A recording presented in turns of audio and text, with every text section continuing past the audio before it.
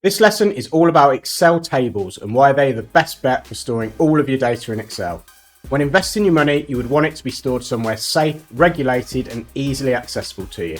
When it comes to data in Excel, those requirements should be no different, and Excel tables will tick all of those boxes for you. They're simple, reliable, remove a huge amount of manual formatting and effort, and overall they just make things quicker and easier.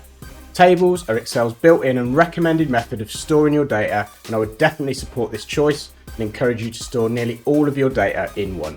So let's start today.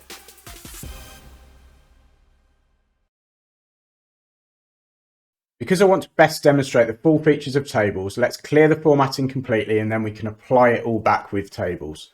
So what we need to do is highlight over our data set as we've done before, and then we want to go into Home and change the font to black. So that's going to change the heading font to black that wasn't before. We then want to change the background color to white. White is actually different to no fill. It's a color where no fill removes all color, so it's effectively transparent. So we're going to pick the no fill option instead.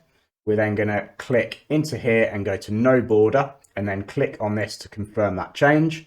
We also want to remove the filters completely. Now, I don't mean unfilter the data that's been filtered like the release year column, but I want to actually take the filters off the data.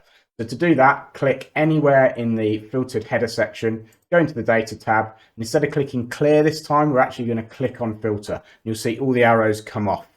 We've now got our data back in its rawest form. So to create a format of a table, we simply highlight over our data as we've done a number of times, and then we need to click on Insert Table. What Excel will then do is suggest the range that you've selected. So in this case here, it's got C3, which represents the top left cell, and H33, which represents the bottom right cell.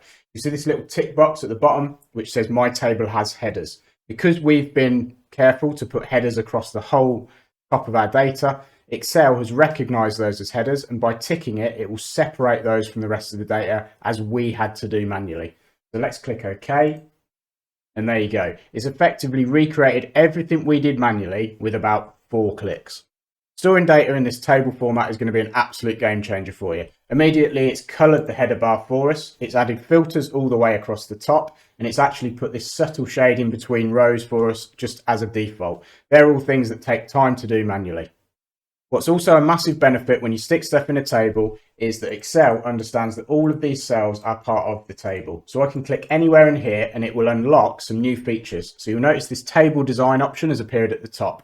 If I pick that one, I can then do things. I'm going to show you just some basic options.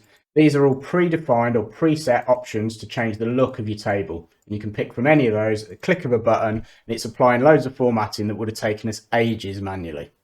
But apart from all the pretty color options and themes that we can choose from and the speed of creating those things, what's probably more important is the safeguarding and controls that come with using a table. Earlier on, I showed you how we could make a mistake of adding a new column and forgetting to put a filter at the top. If I just type a heading somewhere in where the next column would be in our header bar, so if I put test in there, hit enter, it adds the column, it formats it correctly, and it even puts a filter on the top. So it doesn't matter if you forget. Whilst tables are a great tool to use, they are a tool, they're not a restriction. So for example, if I wanted to change the header bar into a custom format, I can still do that. So highlight it up there, click that blue again, and let's go for white font. There you go. So I've got the table to format all the data, and then I've just overwritten the header bar with whatever I want. So it's a mixture of custom and speed that just comes from the defaults. We're only scratching the surface of the benefits of using tables at this point. So stick with me, and in this course and future ones, I'll show you more and more benefits of using tables, and I promise, if I've not convinced you already, then you definitely will be convinced soon. The coming examples will speak for themselves. In the next lesson, I'll be introducing you to my favourite feature in Excel. It's called the Slicer.